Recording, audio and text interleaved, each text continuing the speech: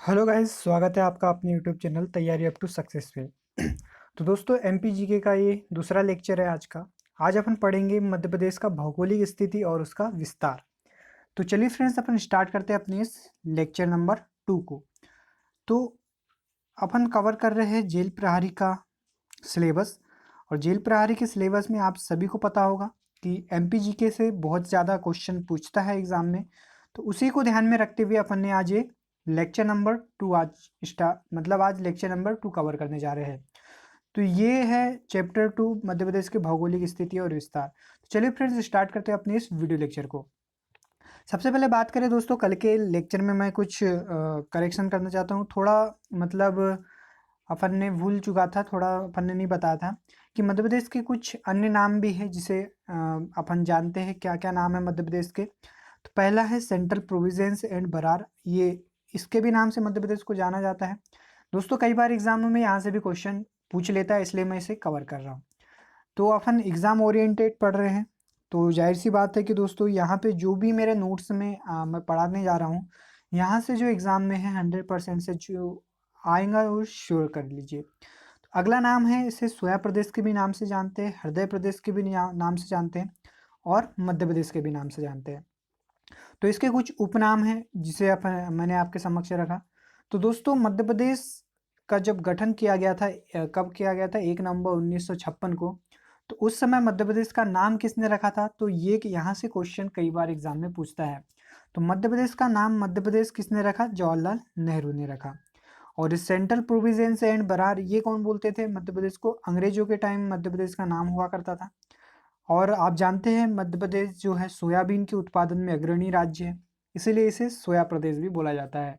और दूसरा बात करें दोस्तों, इसे हृदय प्रदेश इसलिए बोलते हैं क्योंकि ये मध्य प्रदेश के बीचों बीच स्टेट है, इसलिए इसे हृदय प्रदेश भी बोला जाता है। अर्थात इसे मध्य प्रदेश को भारत का हृदय बोला जाता है। तो आगे बढ़ते हुए अपन आगे चलते हैं। आज बात करेंगे अपन अक्षांश और देशांतर के।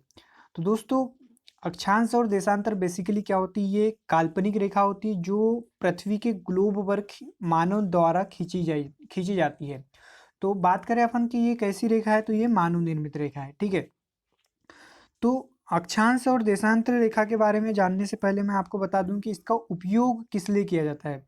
तो बेसिकली इसका उपयोग जो है दो स्टेट बोलना चाहिए, दो कॉन्टिनेंट के बीच की जो डिस्टेंस को मेजर करने के लिए अक्षांश और देशांतर रेखाओं का उपयोग किया जाता है। तो दोस्तों पृथ्वी पर जो डिस्टेंस मेजर करना है अपने को, तो उसमें भी यूज़ किया जाता है अक्षांश रेखा का और देशांतर रेखा का। तो आइए जानते हैं अक्षांश रेखा क्या होती है और देशांतर रेखा क्या होती है। सबसे पहले बात करते हैं अपन अक्षांश रेखा की। तो जैसा कि आपको पता है दोस्तों, ये पृथ्वी है, पृथ्वी का ग्लोब है, ठीक है। पृथ्वी के बीचों बीच से एक रेखा गुजरती है जिसे 0 डिग्री मेरिडियन बोलते हैं। इसे भूमध्य रेखा भी बोला जाता है या विषुवत रेखा भी बोला जाता है, ठीक है। अब इस 0 डिग्री के ऊपर वाले पार्ट को क्या बोलेंगे अपन? उत्तरी गोलार्ध। और नीचे वाले पार्ट को बोलेंगे दक्षिणी गोलार्ध, ठीक है। तो इसी प्रकार से दोस्तों ये जो अपन एक बार फिर से मैं बना देता हूँ, ये पृथ्वी है, यहाँ से एक रेखा गुजरती है जिसे 0 डिग्री रेखा बोलते हैं। ऊपर वाले पार्ट को मैंने अभी बताया कि क्या बोलते हैं, इसे उत्तरी गोलार्ध बोलते हैं, और नीचे वाले पार्ट को क्या बोलते हैं? इसे दक्षिणी गोलार्ध बोलते हैं। तो इस 0 डिग्री के ऊपर में जितनी भी रेखा है पैरेलल खींची जाती है भूमध्य रेखा के ही 1-1 डिग्री के अंतराल में, इस तरीके से, ठीक है। तो इस तरीके से दोस्तों जो रेखाएं खींची जाती है, ये टोटल रेखाएं खींची जाती है 90 रेखाएं खींची जाती है। तो इन सभी रेखाओं को क्या बोलते हैं? उत्तरी अक्षांश, क्योंकि उत्तर में स्थित है तो इसलिए इसे क्या बोलते हैं? उत्तरी अक्षांश। उसी प्रकार से दोस्तों दक्षिणी गोलार्ध में भी 1 डिग्री के अंतराल पर बराबर दूरी के बीच में उसी प्रकार से अपन रेखा खींचेंगे। यहाँ पर भी कितनी रेखा खींचते हैं? 90 रेखा खींचते हैं। तो इन रेखाओं को क्या बोलते हैं? दक्षिणी अक्षांश बोला जाता है, ठीक है। तो दक्षिणी अक्षांश और उत्तरी अक्षांश हो गया।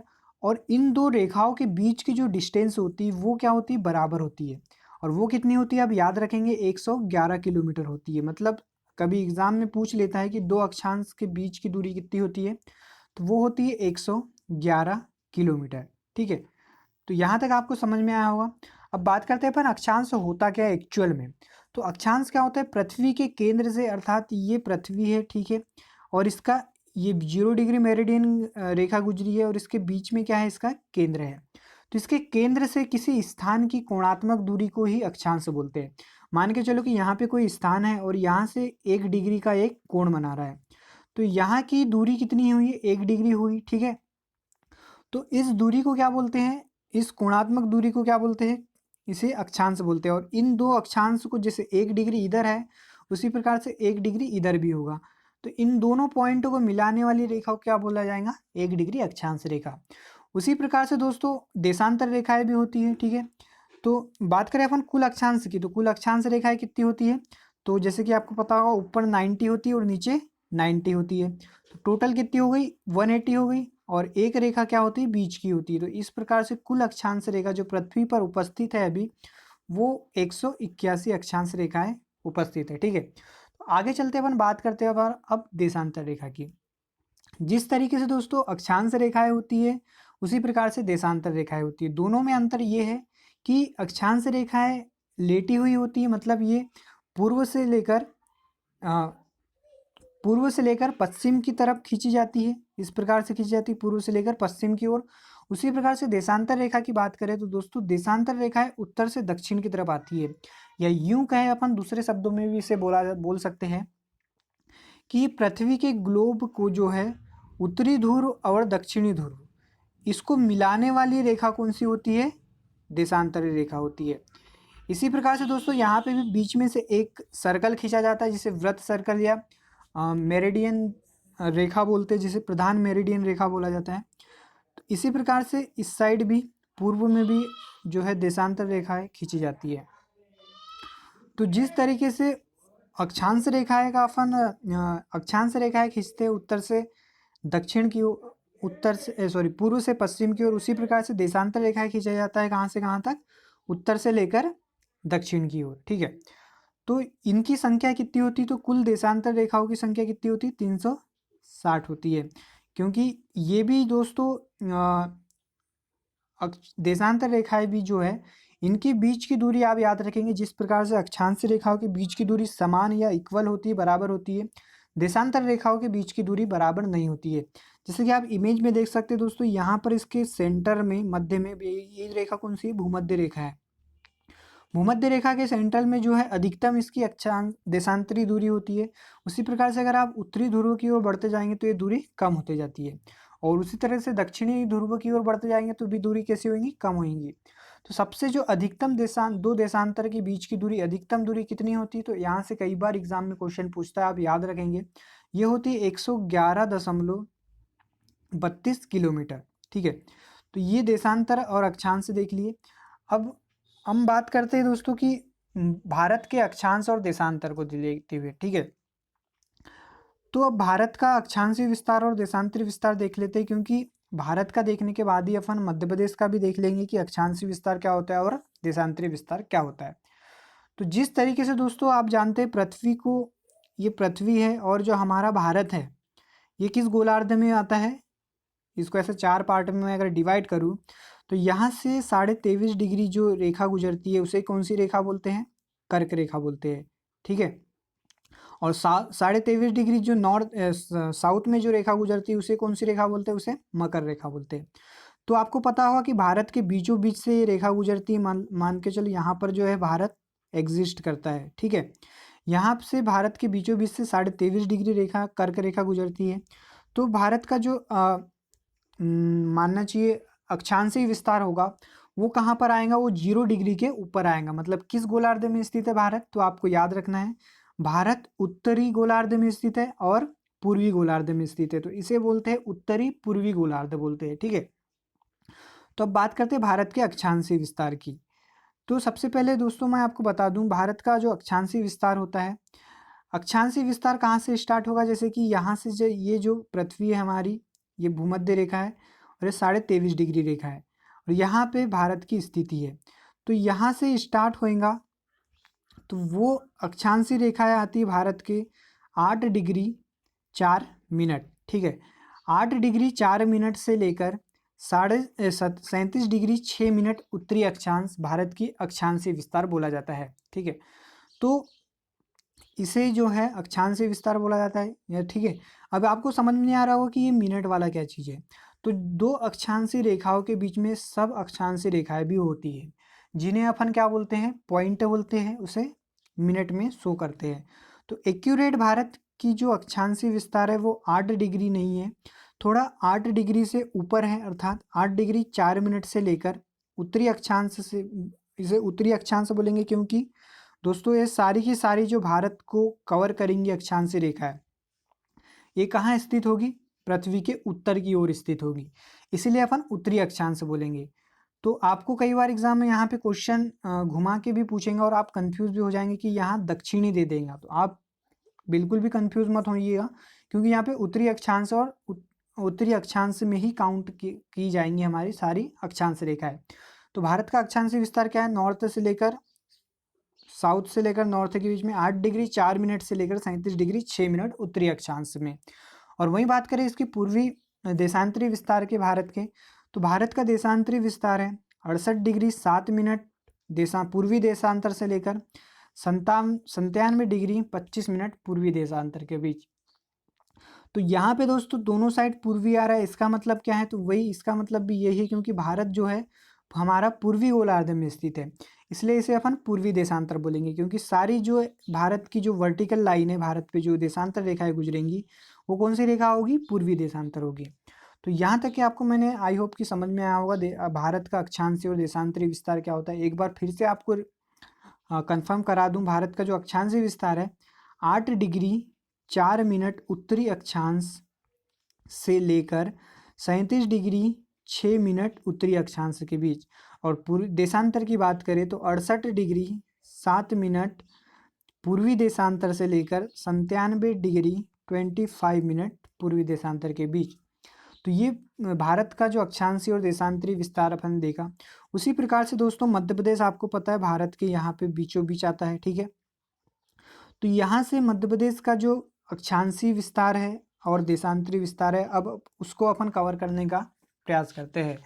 तो दोस्तों यहाँ पर जो मध्य प्रदेश का आएगा अपना अक्षांशीय विस्तार और देशांतरी विस्तार, वो कैसा आएगा? वो आएगा दोस्तों 68 डिग्री 7 मिनट से लेकर 97 डिग्री 25 मिनट के बीच आएगा। और 37 डिग्री उत्तरी अक्षांश की बात करें तो 37 डिग्री 6 मिनट उत्तरी अक्षांश से लेकर 8 डिग्री 4 मिनट उत्तरी अक्षांश के बीच आएगा। तो यहाँ से एक रेखा गुजरती है दोस्तों, जिसे अक्षांश रेखा बोलते हैं, ठीक है, ये है। तो ऊपर वाली रेखा जो है, नीचे वाली रेखा है 21 डिग्री 6 मिनट उत्तरी अक्षांश से लेकर 26 डिग्री 30 मिनट उत्तरी अक्षांश। ये मध्य प्रदेश का अक्षांशीय विस्तार है। और देशांतरी विस्तार की बात करें तो दोस्तों यहाँ से जो है देशांतरी रेखाएं गुजरती है। तो ये जो दो देशांतरी रेखा है, इनकी ये कौन कौन सी है उससे ध्यान लेते हैं। आपको पता है 68 डिग्री 7 मिनट भारत का देशांतरी विस्तार है, पूर्वी देशांतर है। तो ये 68 डिग्री से क्या आएगा? बढ़ते बढ़ते चलेगा। तो यहाँ से बढ़ते क्रम में बात करेंगे तो 74 डिग्री 9 मिनट पूर्वी देशांतर से लेकर जो मध्य प्रदेश की स्थिति है वो 82 डिग्री 48 मिनट पूर्वी देशांतर के बीच है। तो आपको आई होप कि क्लियर हो गई होगी मध्य प्रदेश का अक्षांशीय विस्तार। एक बार फिर से बता दूं मध्य प्रदेश का अक्षांशीय विस्तार क्या है और देशांतरी विस्तार क्या है। तो मध्य प्रदेश का अक्षांशीय विस्तार है 21 डिग्री 6 उत्तरी अक्षांश से 26 डिग्री 30 उत्तरी अक्षांश के बीच। और देशांतरी विस्तार की बात करें तो 74 डिग्री 9 मिनट पूर्वी देशांतर से लेकर 82 डिग्री 48 मिनट पूर्वी देशांतर के बीच, ठीक है। तो आई होप कि आपको समझ में आ गया होगा मध्य प्रदेश का अक्षांशीय विस्तार और देशांतरी विस्तार। तो इसी प्रकार से मध्य प्रदेश का क्षेत्रफल देख लेते हैं कि मध्य प्रदेश का क्षेत्रफल कितना है, ठीक है। तो दोस्तों मध्य प्रदेश का क्षेत्रफल आपको पता होगा कितना है? 3,08,245 वर्ग किलोमीटर, ठीक है। या कोई कोई बुक में दिया रहता है 3,08,252 वर्ग किलोमीटर। तो इसको लेकर आप बिल्कुल भी कंफ्यूज ना होइए, इसमें थोड़ा डिस्प्यूट है कि क्या एक्चुअल में मध्य प्रदेश का जो क्षेत्रफल है वो 3,08,245 है या 3,08,252 है, ठीक है। तो क्या होता है दोस्तों कि मध्य प्रदेश के जो है छत्तीसगढ़ के साथ एक स्थान को लेकर विवाद हमेशा बना रहता है, जिसे किरार घाटी के नाम से जाना जाता है।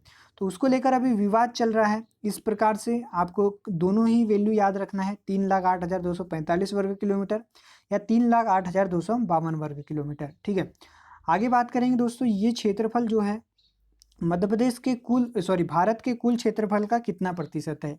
तो आप याद रखेंगे जो मध्य प्रदेश का क्षेत्रफल है भारत के कुल क्षेत्रफल का 9.8% है, 38% है। ठीक है, तो आगे चलते अपन बात करेंगे मध्य प्रदेश के उत्तर से लेकर दक्षिण तक का विस्तार और पूर्व से लेकर पश्चिम का विस्तार क्या है।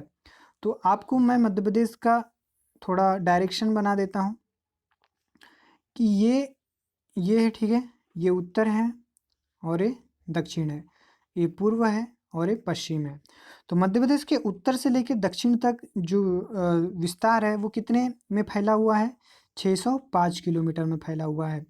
और दोस्तों पूर्व से लेकर पश्चिम तक जो है मध्य प्रदेश वो कितने में फैला हुआ है, 870 किलोमीटर में फैला हुआ है।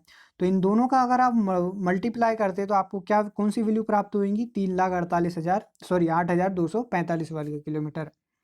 तो ये अपन ने देख लिया।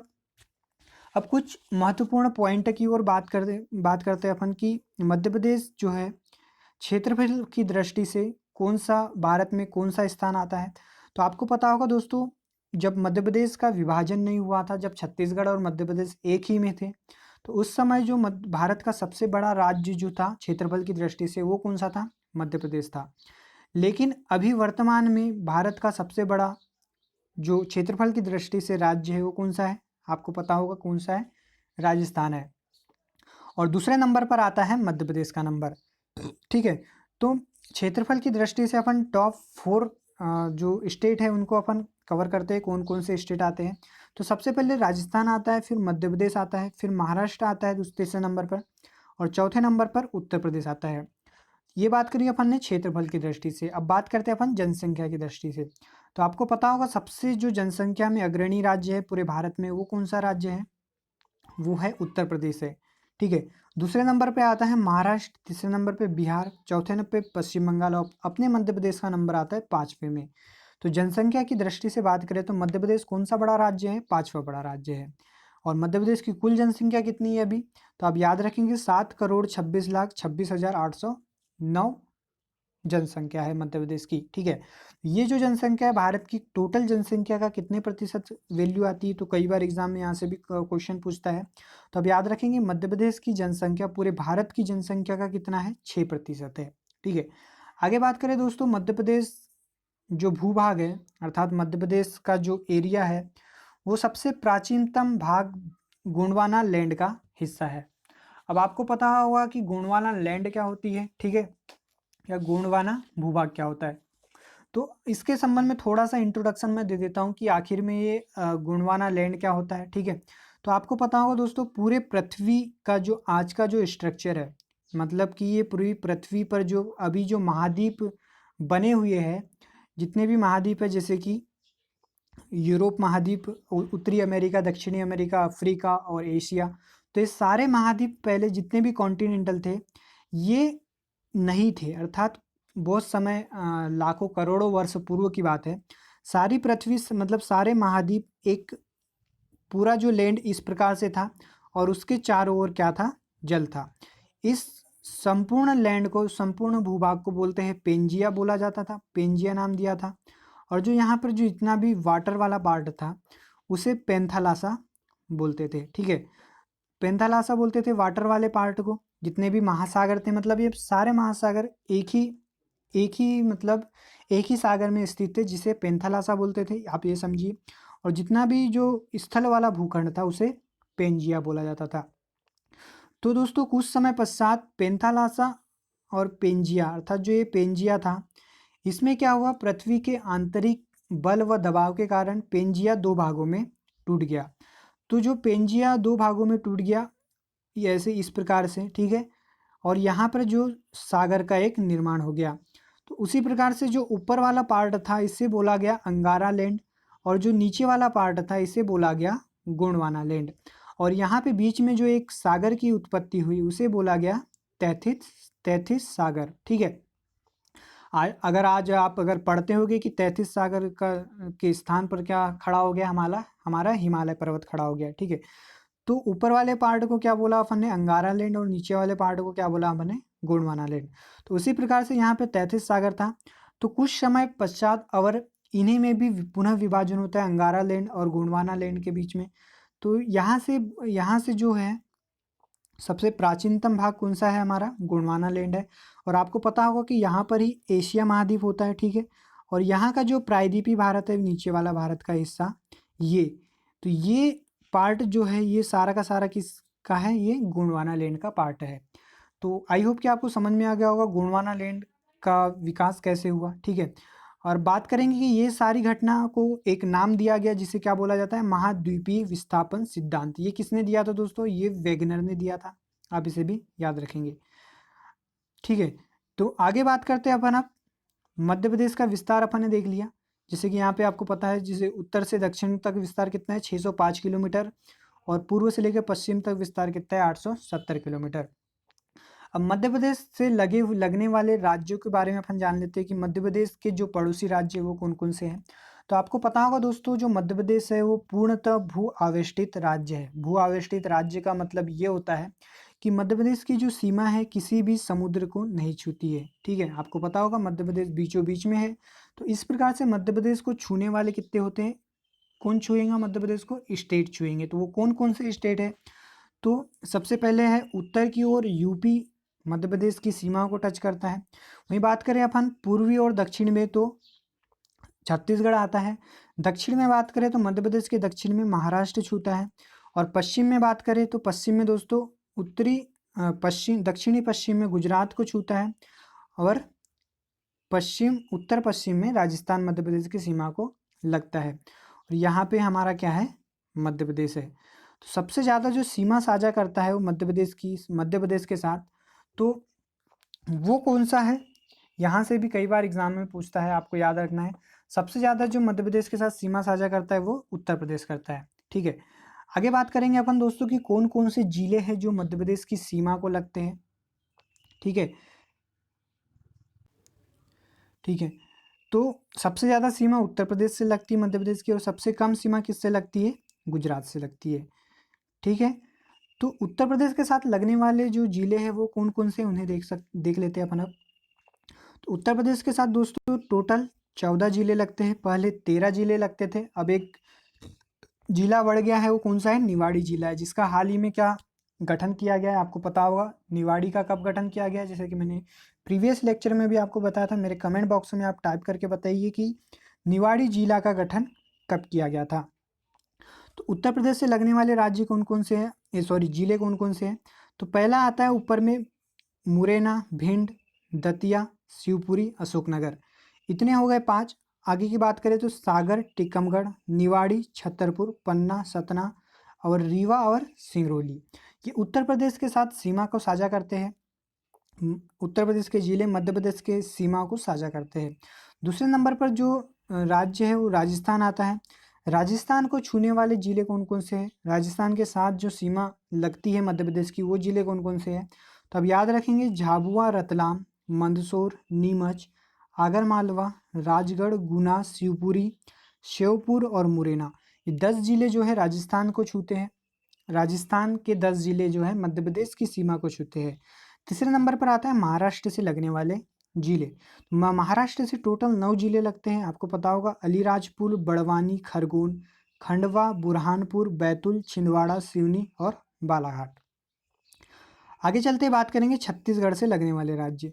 तो छत्तीसगढ़ से लगने वाले कौन कौन से राज्य है, सीधी, सिंगरौली, शहडोल, ठीक है, अनूपपुर, ढिंडोरी और बालाघाट। तो 6 जिले जो है छत्तीसगढ़ की सीमा को लगते हैं। और जो पांचवा जो हमारा बोलना चाहिए, पांचवा जो राज्य है वो कौन सा है, गुजरात है, ठीक है। तो गुजरात से दोस्तों ज़्यादा जो है जिले वो नहीं छूते गुजरात से। गुजरात से मात्र 2 जिले छूते हैं सिर्फ मध्य प्रदेश की सीमा को, ठीक है। तो आगे चलते हैं, बात करेंगे अपन अब मध्य प्रदेश का भौतिक विभाजन को लेकर। तो मध्य प्रदेश का भौतिक विभाजन, जैसे कि आपको पता होगा दोस्तों, संपूर्ण मध्य प्रदेश को 2 भागों में बांटा गया है। अर्थात मध्य प्रदेश का विभाजन अपन 2 तरीके से करते हैं। एक भौतिक विभाजन या इसे बोलना चाहिए प्राकृतिक विभाजन बोलते हैं, और दूसरा प्रशासनिक आधार पर विभाजन बोलते हैं, और इसे मानवीकृत विभाजन भी बोला जाता है। तो जो भौतिक विभाजन है, भौतिक विभाजन के आधार पर मध्य प्रदेश को 3 भागों में बांटा गया है। पहला है मध्य उच्च प्रदेश, दूसरा है सतपुड़ा मैकल श्रेणी, और तीसरा है पूर्वी पठार या बघेलखंड का पठार। ठीक है, उसी प्रकार से सब डिवाइड भी किया गया। इसे मध्य उत्तर प्रदेश को कितने भागों में, 5 भागों में। इस प्रकार से अगर अपन देखें तो दोस्तों, तो मध्य प्रदेश का भौतिक विभाजन के आधार पर टोटल कितना पार्ट है, 7 भागों में बांटा गया है। ठीक है, तो मध्य उच्च प्रदेश को 5 भागों में अपन बांटते हैं। वो कौन कौन सा है, मध्य भारत का पठार, मालवा का पठार, नर्मदा सोन घाटी, रीवा पन्ना का पठार और बुंदेलखंड का पठार। इसे दोस्तों अपन नेक्स्ट लेक्चर में, हमारे आने वाले नेक्स्ट लेक्चर में कवर करेंगे, पूरे डिटेल से अपन देखेंगे। ठीक है, आज के लिए इतना ही। अगर आपको लेक्चर पसंद आया होगा तो इस वीडियो को लाइक कर देना और मेरे चैनल को सब्सक्राइब कर देना। तो ठीक है दोस्तों, धन्यवाद। Thanks for watching this video.